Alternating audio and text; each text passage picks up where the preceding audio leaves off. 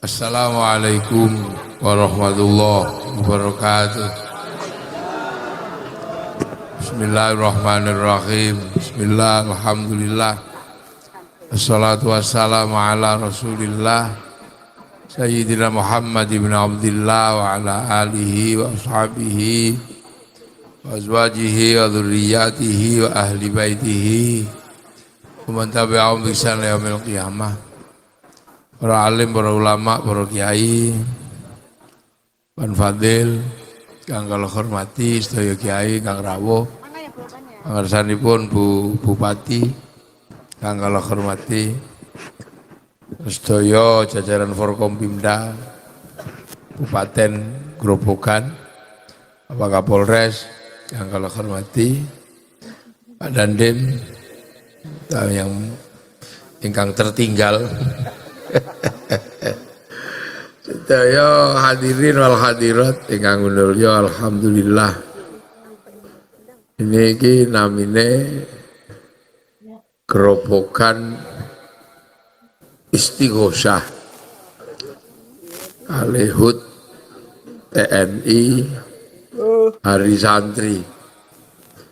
Rangkep acara ini berkate rangkep.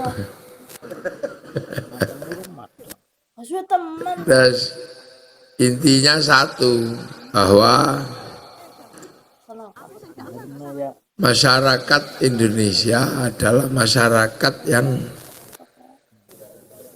cukup mengerti akan kebutuhan dunianya dan kebutuhan akhiratnya. Ini tidak semua bangsa bisa bikin paket-paket seperti itu. Jadi ada paket dunia akhirat komplit itu di Indonesia. Ini yang kadang tidak kita sadari. Kenapa sekarang Indonesia ini tiba-tiba menjadi negeri Muslim terbesar di dunia? Jadi kadang anak-anakku sekalian yang hadir ini masih muda-muda, sampai mau apa saja di Indonesia ini semua diterima. Sampai mau sholawatan, orang Indonesia welcome. Welcome. Qiraah welcome. Mau istighosah welcome.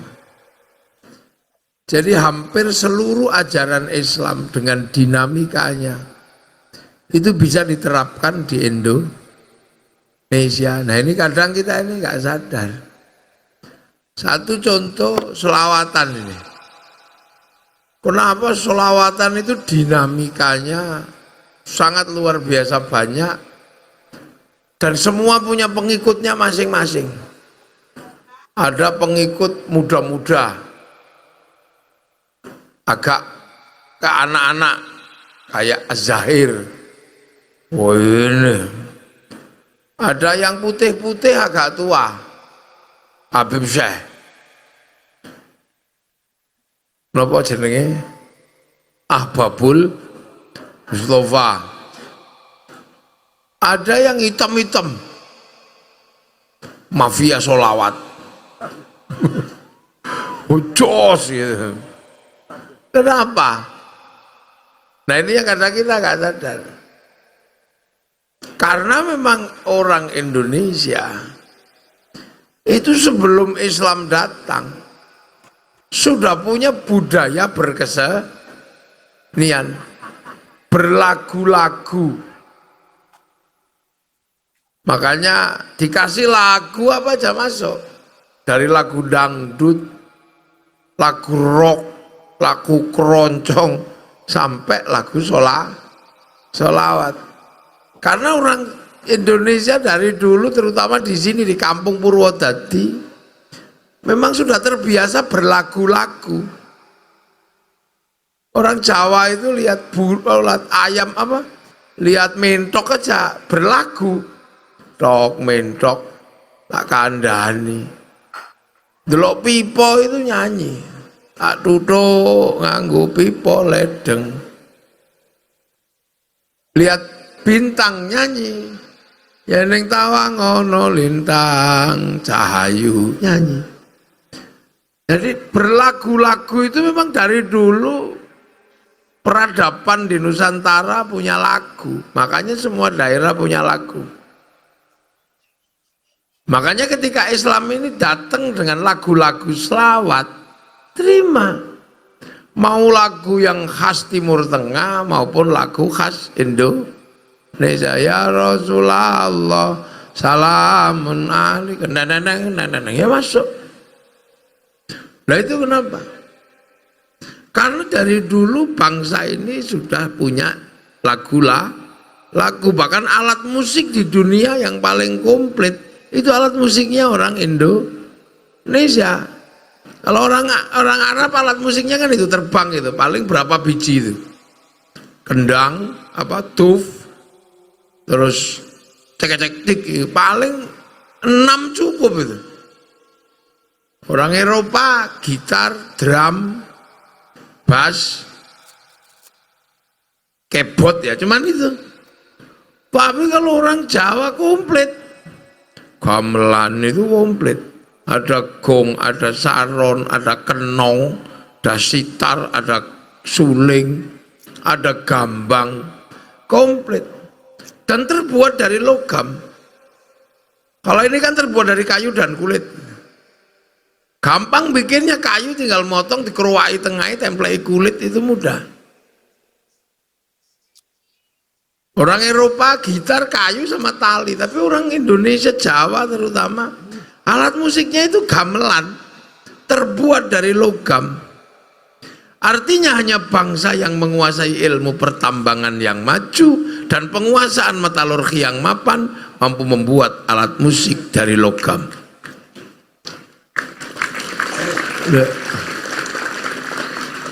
Hal-hal seperti ini harus mulai kita bicarakan, karena membicarakan bangsa, membicarakan negara nggak boleh hilang dari membicarakan akar kebangsaan dan akar bernegara. Kenapa kita ini bernegara paling tertib sekarang? Karena sebelum Indonesia merdeka, kita ini sudah punya negara. Bahkan Prabu Dewata Cengkar itu dari Purwodadi, Grobogan, yang punya ilmu Bhairawa, tantra yang dalam legendanya makan manusia. Itu bukan karena makan manusia jahat, itu bukan. Yang dimakan juga seneng. Karena itu bagian dari ritual agama. Loh, makanya negara-negara yang lain ribut ditata oleh negara karena mereka tidak punya kebiasaan bernegara. Makanya negara harus mengatur semuanya, sampai orang pakai baju aja diatur negara. Karena kalau negara nggak ngatur sampai itu, masyarakatnya nggak bisa diatur. Kenapa orang Eropa ngatur manusia itu sampai di lampu merah diatur, ngerokok diatur, lalu lintas diatur? Karena kalau nggak diatur mereka ngawur. Kenapa Eropa itu tertib gitu? Itu bukan karena saking baiknya orangnya, tapi saking kerasnya negara. Karena kalau nggak diperlakukan dengan keras seperti itu, mereka tidak punya aturan. Orang Timur Tengah aja terhadap Tuhan aja sembrono.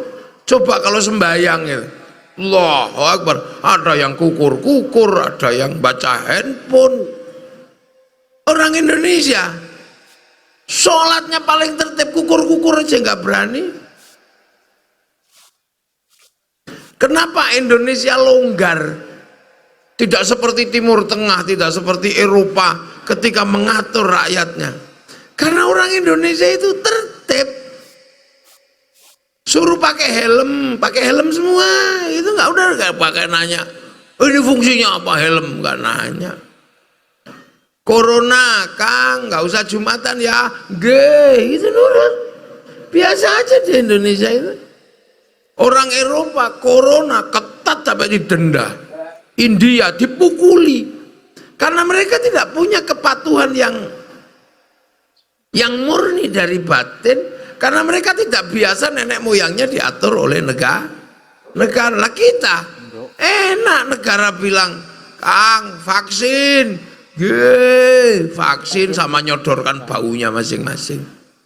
Gak usah mudik ya, iya. Corona nggak usah salaman, iya. Sudah pakai masker. Enaknya mengatur orang Indonesia. Kenapa? Karena kita punya tradisi bernegara, tradisi peraturan itu sudah cukup lama.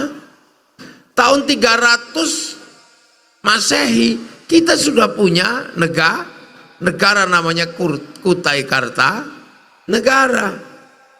Tahun 500 punya kerajaan Kanjuruhan di Malang.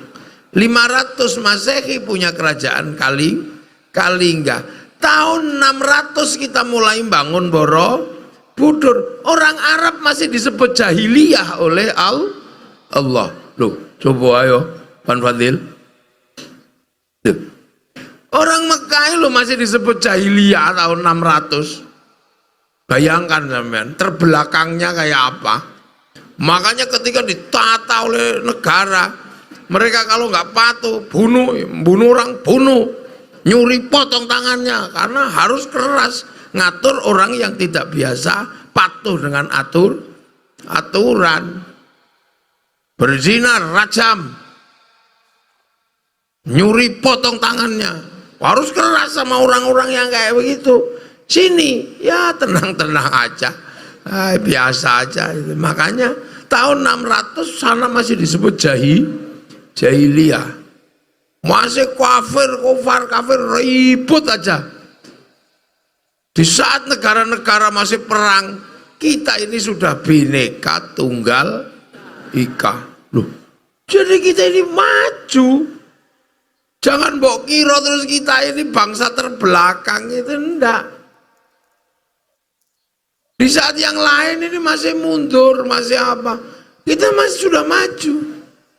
Di saat orang masih berbicara suku, bangsa, agama, ketika orang jadi ustadz di Timur Tengah masih ditanya sukumu apa, bangsamu apa. Orang Indonesia sudah lewat fase itu. Ya ayuhan nas inna khalaqnakum min dzakari wa unsa wa ja'alnakum syu'uban wa qabaila lita'arafu. Manusia pertama itu ribut dengan iblis dan malaikat. Setelah itu beres urusan malaikat, iblis dan manusia. Tiba-tiba berubah urusannya jadi inna khalaqnakum min dzakarin wa unsa. Urusan laki perempuan aja ribut. Habil Qabil selesai. Wa ja'alnakum syu'uban wa qabaila lita'arafu.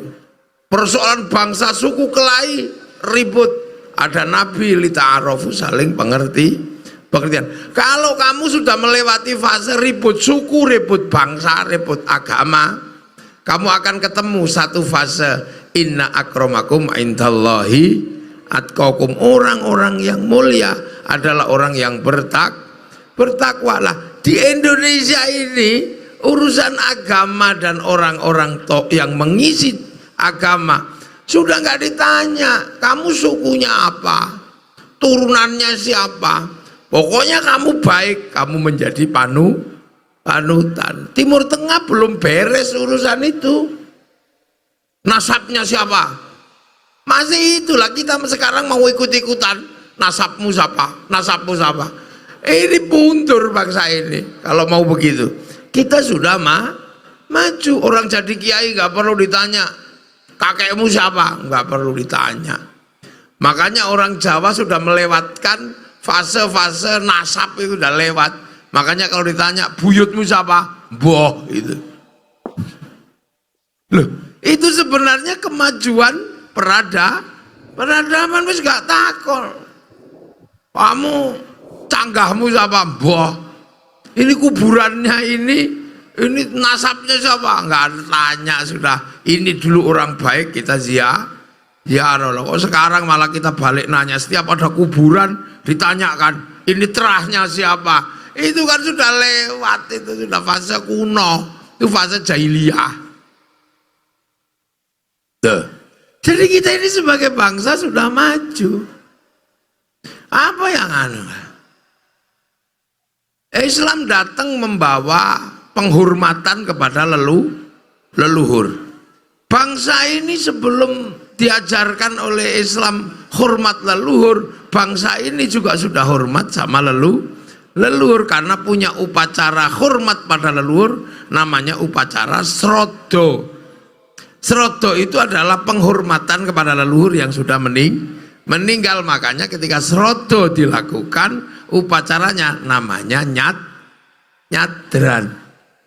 Loh, makanya karena sudah ada nyadran srodo semenjak sebelum Islam, maka khol ini menjadi acara yang paling dinantikan oleh orang Islam di Indonesia. Khol ini sudah sebelumnya sudah. Orang Indonesia diajari akhlak, liutammima makarimal akhlak. Orang Indonesia Jawa sudah berakhlak dulu sudah. Omong saomong udah kelihatan akhlaknya. Ada pangkatnya, ada yang pangkatnya mangan, ada yang pangkatnya dahar, ada yang pangkatnya nedo, tapi ada yang pangkatnya turun badok, muntal, nyekek. Artinya dalam urusan akhlak sudah terjadi. Makanya bangsa ini semakin hari bukan semakin buruk, semakin baik. Sehingga apa? Sehingga konsep tersulit dari Islam untuk hidup menjadi manusia baru bisa diterapkan di Indonesia. Orang ribut suku, orang ribut agama, itu kan orang-orang masa lalu. Makanya Islam hadir, lakum dinukum walil, agamamu, agamaku. Lana a'maluna walakum a'malum. Jadi sudah seperti itu. Dan ada beberapa yang belum selesai di situ, masih sekarang masih kafir, masih ada yang begitu. Tapi di Indonesia konsep tersulit sudah bisa dilaksanakan. Apa? Hidup bersama, berbeda-beda tapi saling tanggung jawab. Itu terjadi di Indonesia. Kenapa? Itu kan ajaran Rasulullah, kullukum ra'in wa kullukum mas'ulun an ra'iyati. Kalian semua adalah para pemimpin yang harus hidup saling bertanggung jawab antara yang mimpin dan yang dipimpin. Nah, dalam bahasa Rasulullah konsep hidup seperti itu, itulah yang namanya ra'iyah. Ra'iyah itu hidup berbeda-beda tapi saling tanggung jawab. Ra'iyah itulah yang sekarang kita ambil menjadi konsep hidup bersama, namanya rakyat. Jadi jangan bawa kira orang Indonesia itu nggak ikut Nabi. Tapi kenapa ikut Nabi dalam konsep yang paling sulit, berbeda-beda tapi hidup saling bertanggung jawab, bisa diterapkan di Indonesia? Karena orang Indonesia sebelum Islam datang sudah punya Bhinneka Tunggal Ika.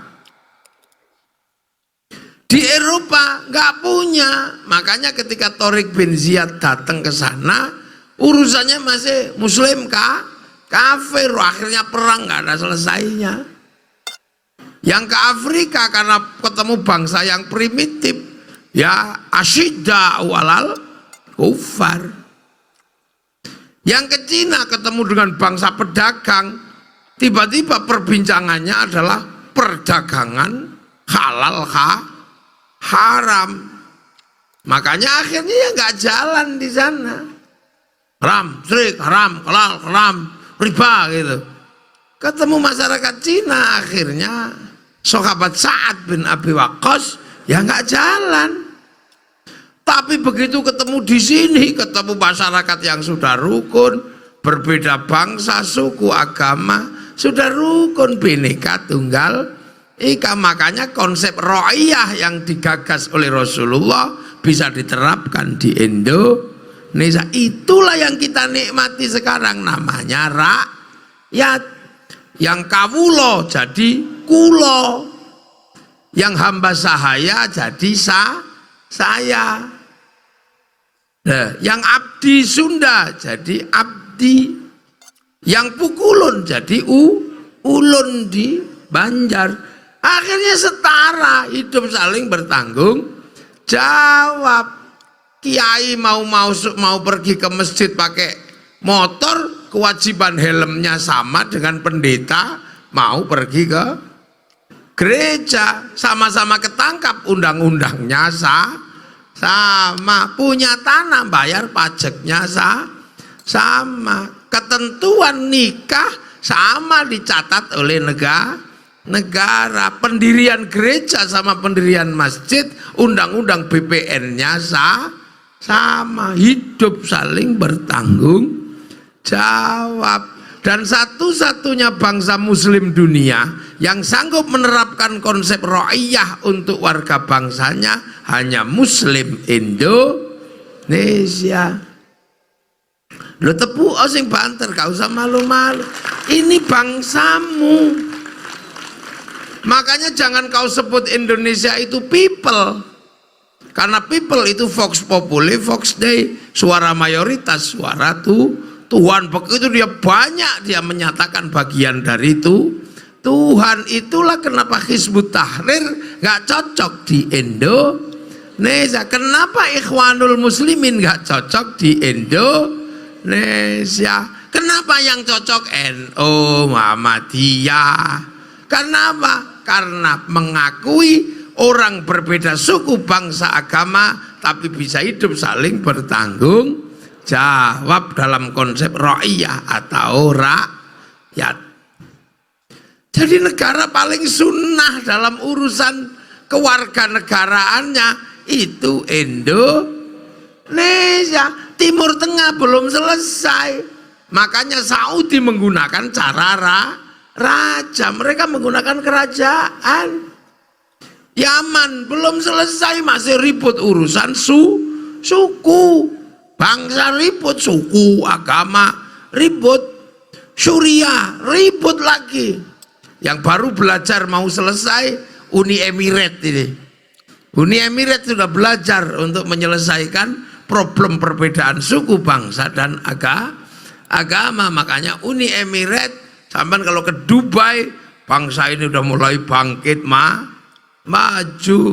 Nah itulah makanya Turki dulu zaman Mustafa Kemal Atatürk, kekuasaan Turki diruntuhkan karena apa? Tidak mewakili konsep hidup bersama saling bertanggung jawab. Makanya Mustafa Kemal Atatürk meruntuhkan khilafah Utsmani. Jadi akhirnya Turki mulai maju. Coba dulu kalau ngotot dengan konsep khilafah di Turki, pasti sekarang perangnya nggak selesai antar anak bangsa. Loh ini kan cara bangsa keluar. Loh makanya ro'iyah itu kalau ngumpul namanya musyarakah. Musyarakah itulah yang sekarang dikenal dalam bahasa masyarakat.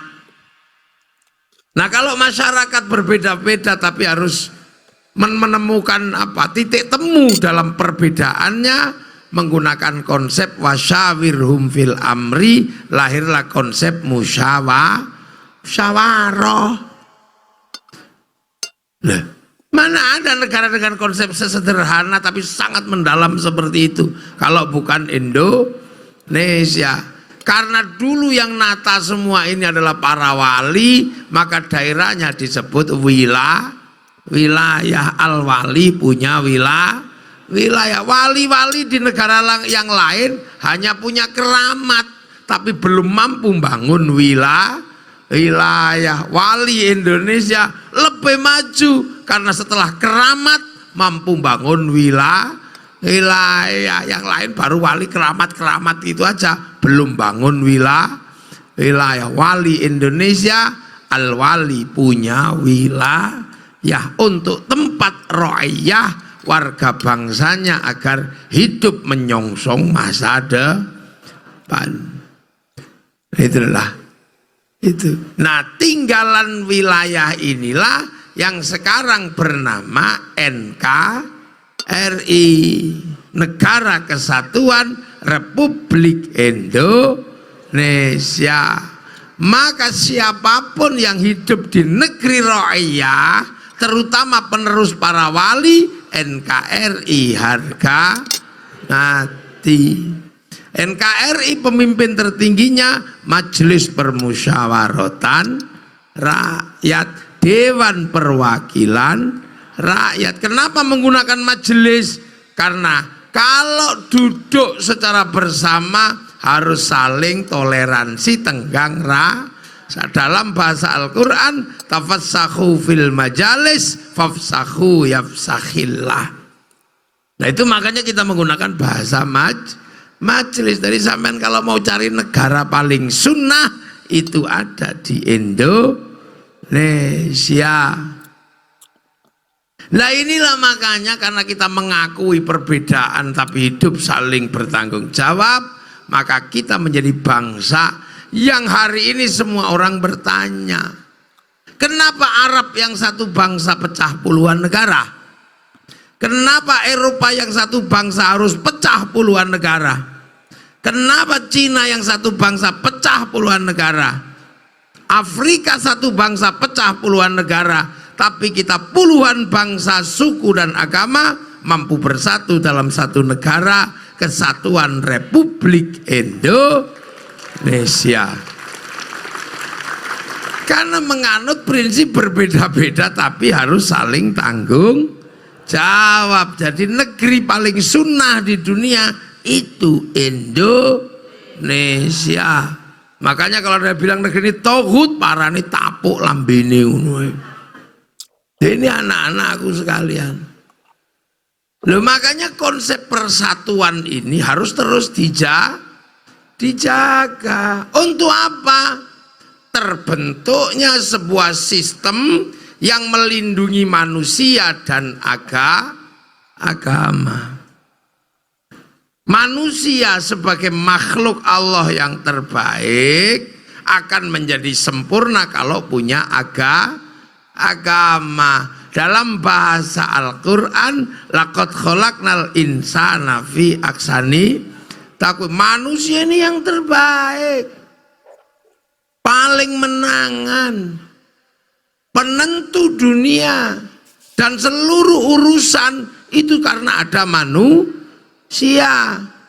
Kenapa ada orang jualan kursi? Karena urusan sama pantatnya manusia. Kenapa ada jualan sedotan? Karena urusan mulutnya manusia.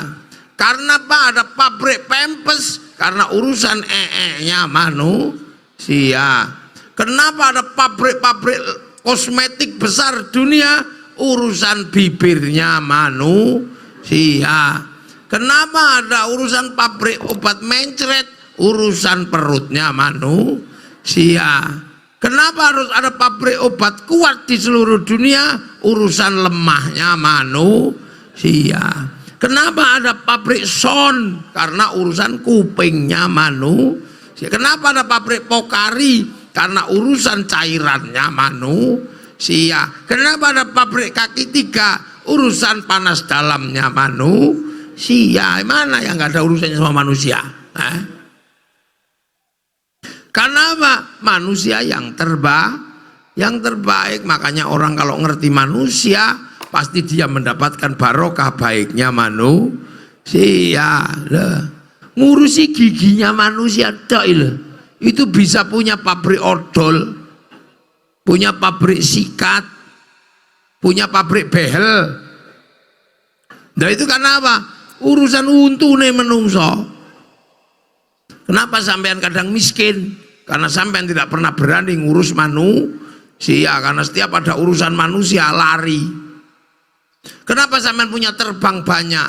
Karena manusia suka bermusik. Kalau sudah ada jedung, yang paling asik berjoget, makanya nafsu dia gini. Apalagi kalau soundnya bagus tuh. Ini dunia. Dan manusia yang baik ini harus dijaga, jangan sampai rusak. Lah agar dia tidak rusak, maka aturlah sistem yang manusia bisa menjaga diri tanpa harus ada yang mengawasi. Apa itu? Agama.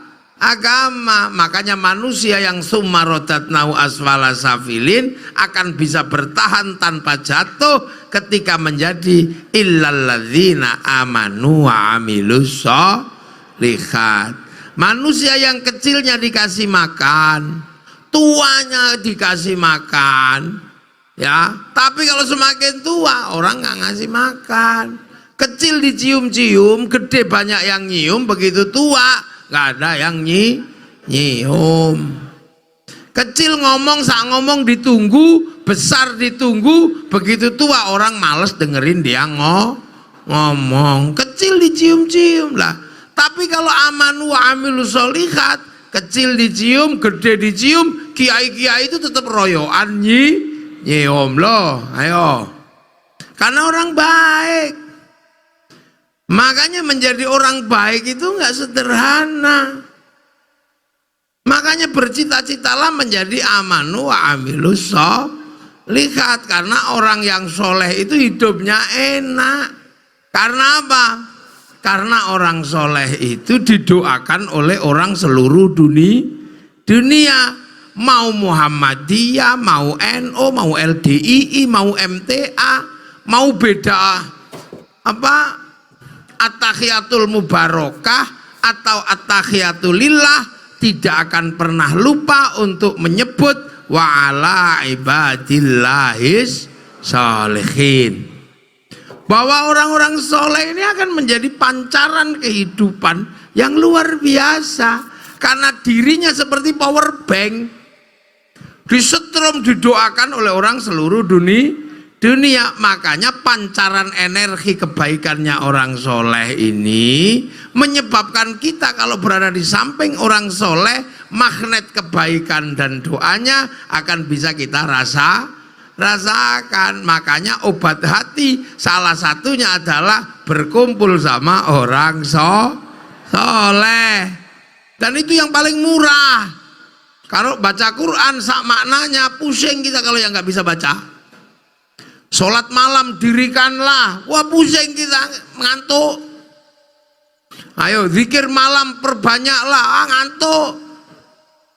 Perut lapar, puasa capek, lelah. Paling enak apa? Ngumpuli wong soleh.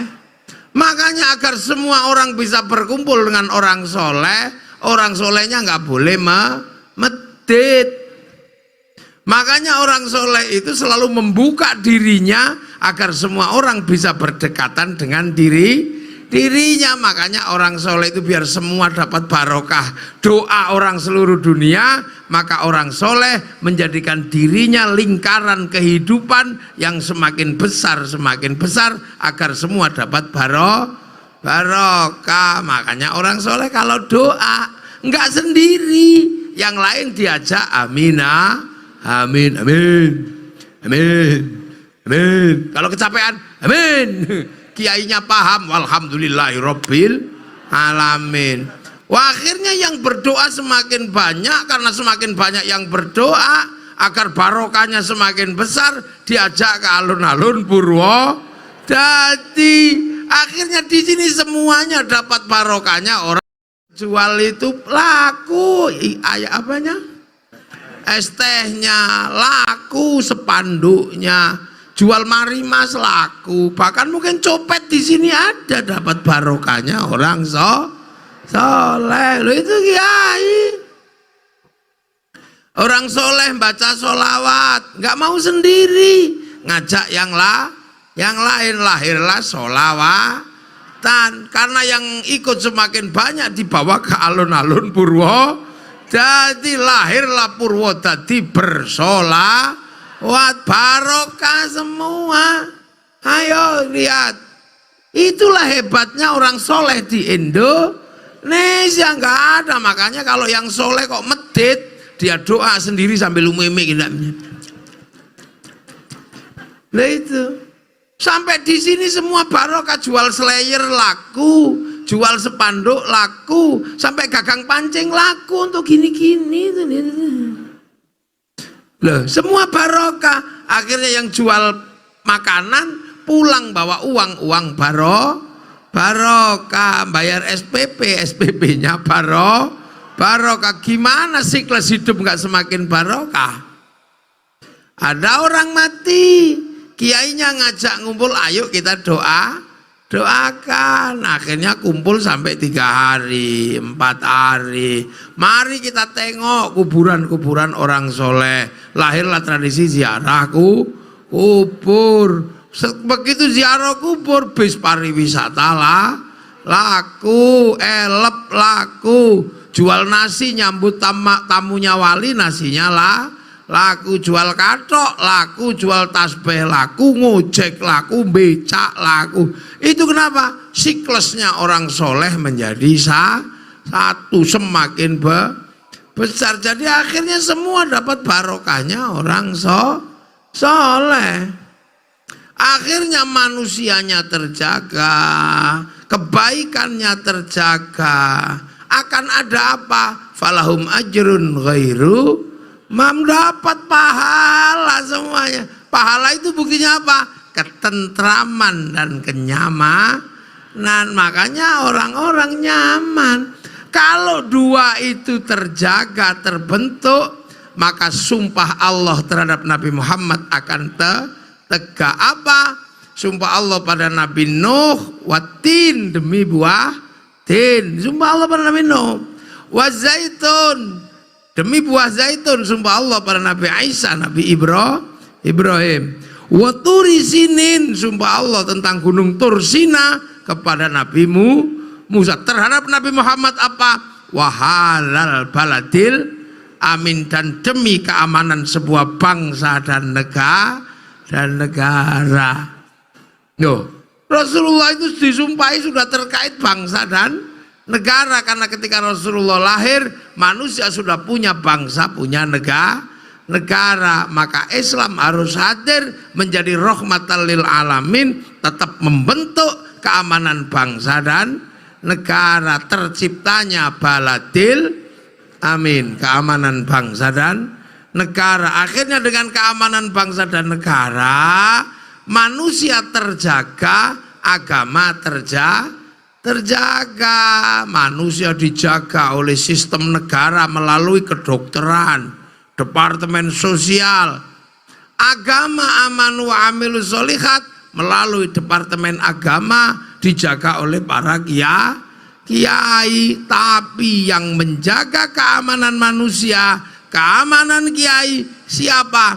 Aparatur keamanan negara siapa? TNI, Polri, Bupati, DPR, semua yang ada di sini adalah perangkat baladil amin, perangkat keamanan bangsa dan negara. Tanpa keamanan bangsa dan negara, manusia rusak, agama rusak. Loh, ini hukum.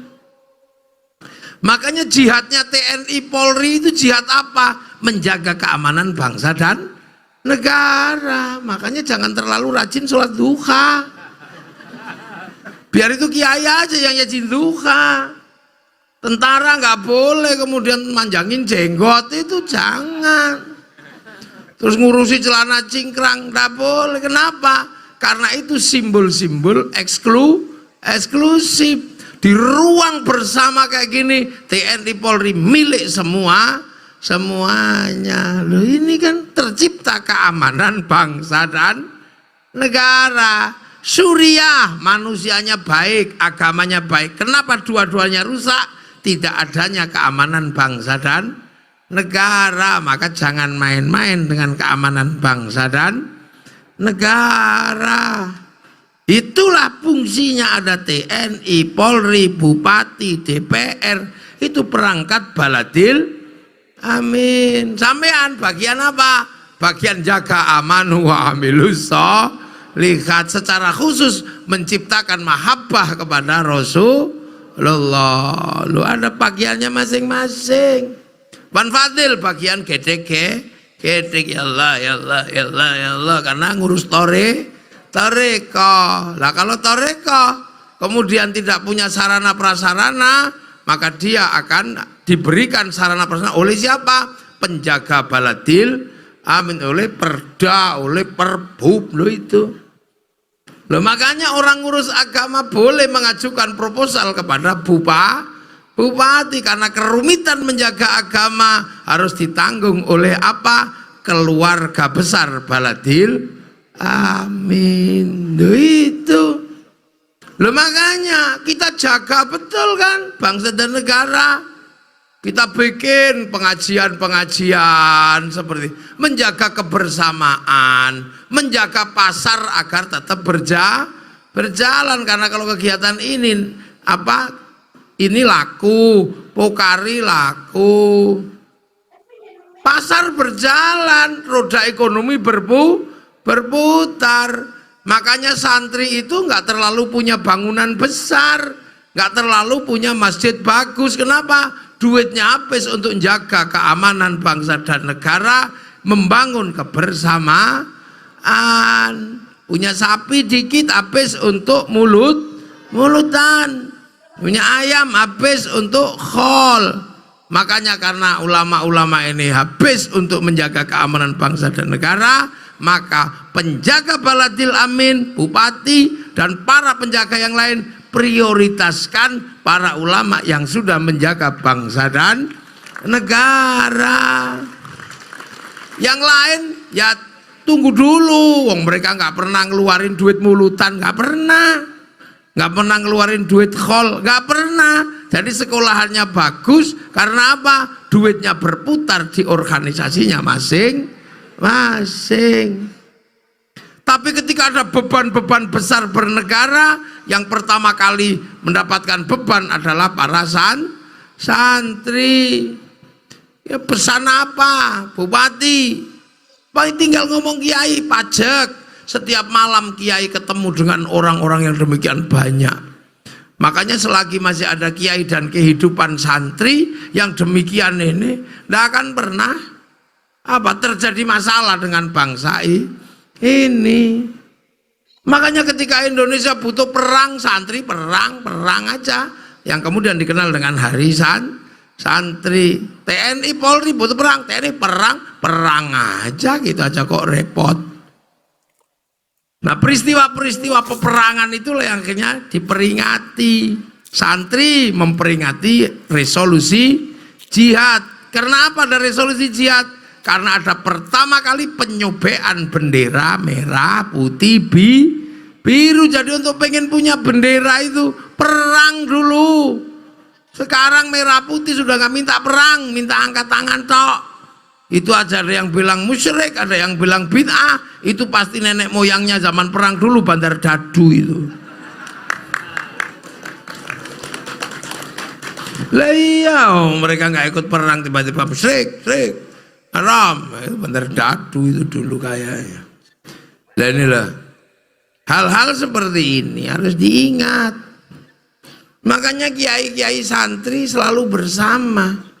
Nah peristiwa bagaimana terciptanya Baladil Amin, inilah yang melahirkan peringatan-peringatan Hari ABRI, Hari Santri, Hari Bayangkara. Itu apa lahirnya, kenapa? Karena untuk menjaga keamanan bangsa dan negara, terciptanya Baladil Amin. Karena sudah mensepakati dalam landasan bernegara, kerakyatan yang dipimpin oleh hikmat, kebijaksanaan dalam permusyawaratan perwakilan. Itu landasan negara. Jadi sampean bisa sholawatan begini enak. Itu kenapa? Ada keamanan negara. Kalau enggak dibom kayak di Pakistan, Maulid Nabi meninggal 52 Kenapa kita bisa seperti ini? Dan setelah ditinggal Rasulullah, Islam yang ke Eropa macet. Setelah ditinggal Rasulullah, Islam yang ke Afrika macet. Setelah ditinggal Rasulullah, Islam yang ke Cina macet, semuanya macet.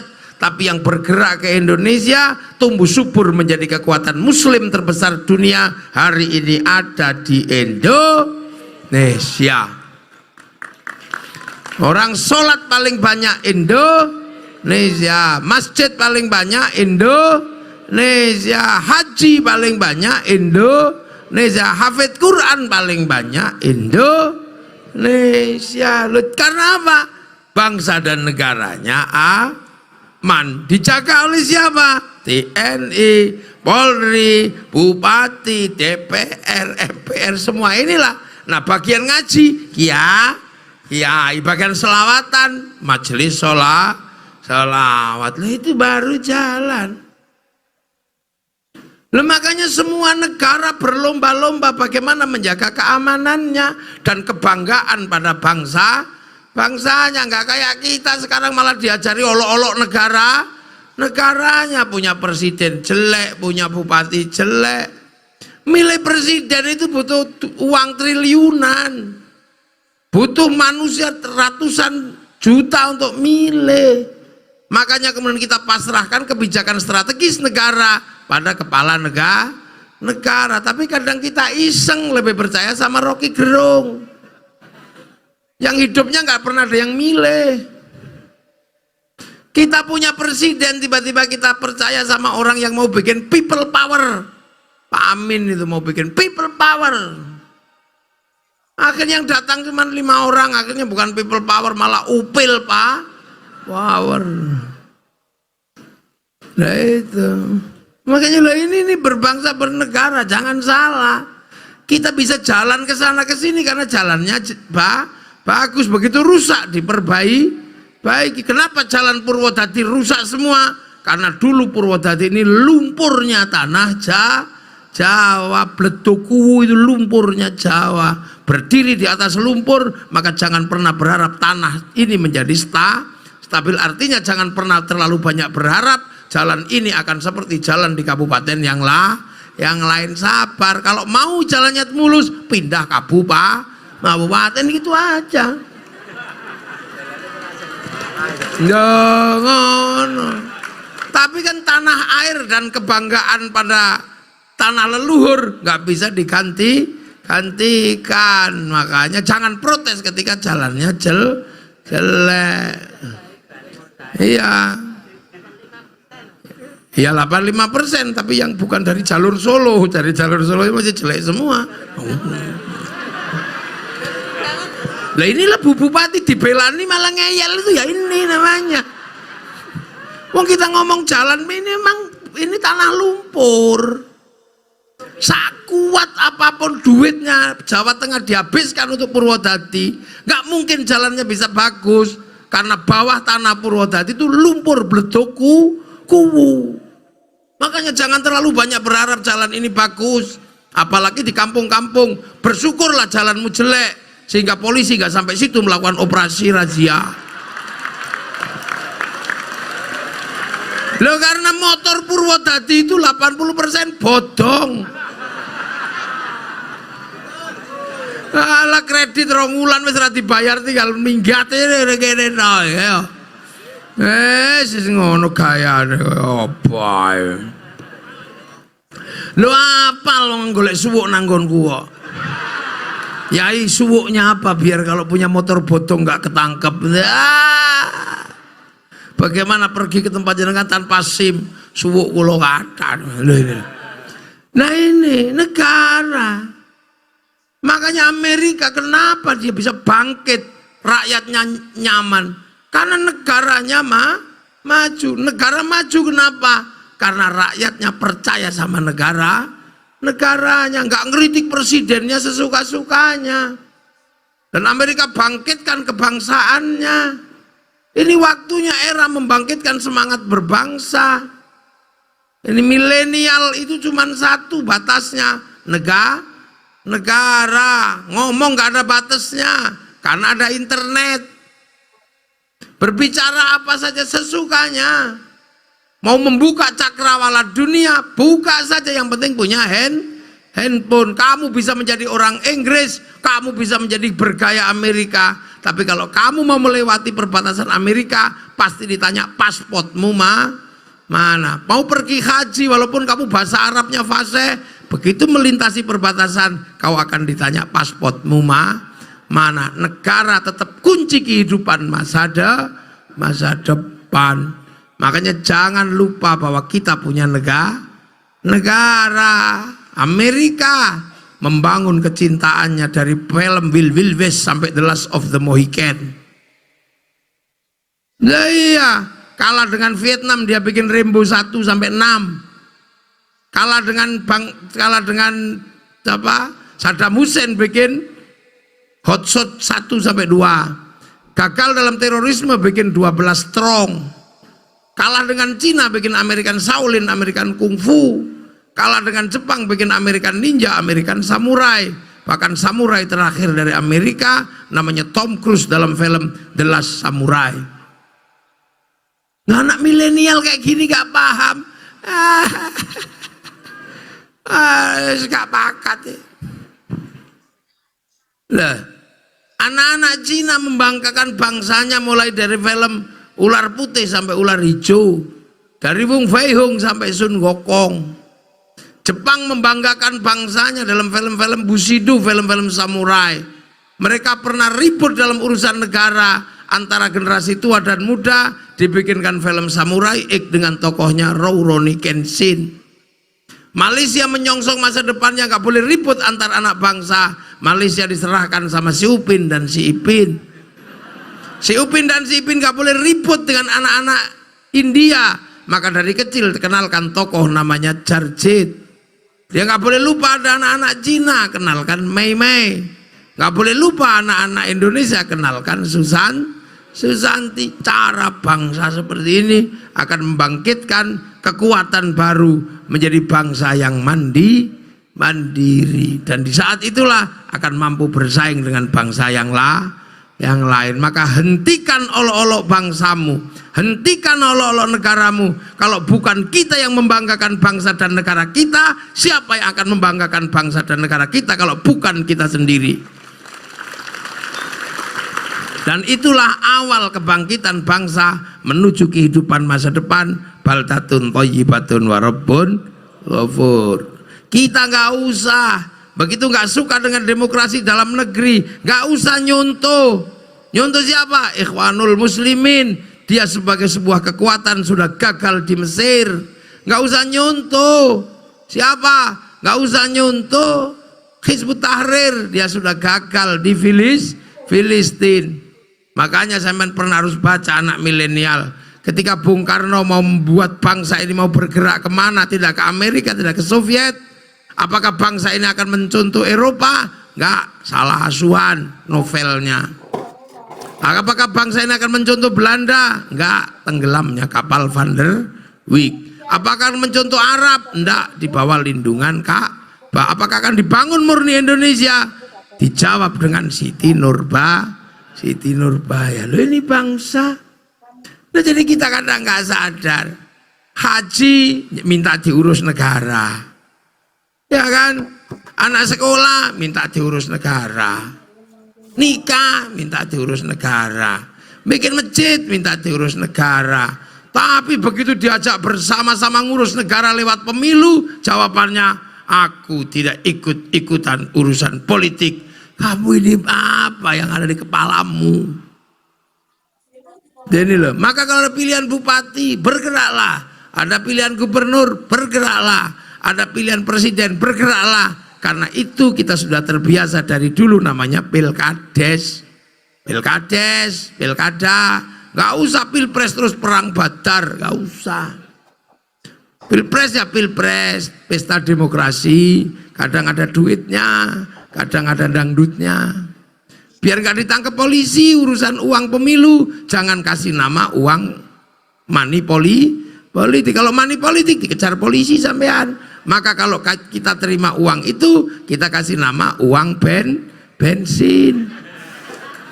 Kalau diterima oleh sekolahan kita kasih nama sumbangan. Kalau diterima kiai kita kasih nama bisyarah, udah aman. Lah aman. Makanya sampean-sampean inilah yang akan menjadi generasi masa depan. Hadirkan cinta pada Rasulullah, karena bangsa ini menggunakan gagasan besar Rasulullah, mulai ra'iyah, musyarakah, musyawarah, ya, majelis, itu gagasan-gagasan besar dari Rasulullah dan kita ikut itu. Maka sampean punya tugas, hadirkan cinta pada Rasulullah. Bermainlah terbangan, nggak usah gelisah. Ada yang jadi vokalis, pegang mic-nya banyak. Ada yang cuman kebagian tung gitu, nggak apa-apa. Ada yang tung berkate podo. Jadi nggak usah menyesal, kenapa aku kok nggak berguna? Kenapa nggak berguna? Lo mau solawatan begitu lama, saya cuman kebagian tung gitu, tung gitu, nggak apa-apa. Semua ada bagiannya masing-masing. Dirgahayu TNI, ulang tahun TNI, selamat ulang tahun dan selamat Hari Santri dan selamat ulang tahun Bu Bupati. Semoga kita semua mendapat ridha Allah dan bangsa ini menjadi bangsa yang terjaga, dan kita semua nanti disyafaati Rasulullah SAW, dan kita mewariskan bangsa ini dalam keadaan bangsa yang semakin baik sampai hari kiamat nanti. Al-Fatihah. Siratal ladzina an'amta 'alaihim ghairil maghdubi 'alaihim waladdallin. Amin. Assalamualaikum warahmatullahi wabarakatuh. Bismillahirrahmanirrahim. Alhamdulillahirabbil alamin. Hamdan na'imin, hamdan syakirin, hamdan yuwafi ni'ama wa kafi mazidah. Ya Rabbana lakal hamdu kama yanbaghi li jalali wajhikal karim wa 'azimi sultanik. Allahumma iftah 'alaina futuhal 'arifin bi hikmatika wa ansurna rahmatak wa dzakirna wa nasina rahmatika ya Allah ya karim. Tamim jami bina'ana ya Allah bijahil Mustafa sa'il 'alaina waj'al auladana dzurriyyatina dzurriyyah gerobokan ya Allah alil ilmi alil khair al-ibadah wa muslimin qiyamah bil iman wa li abaina ummatina masyayikhina walijul masyayikh wal muassis angkatan bersenjata Republik Indonesia. Allah maghfir lahum warhamhum wa'afi mafanhum. Allahumma la tahrimna ajrahum wa la taftinna ba'dahum waghfir lana lahum.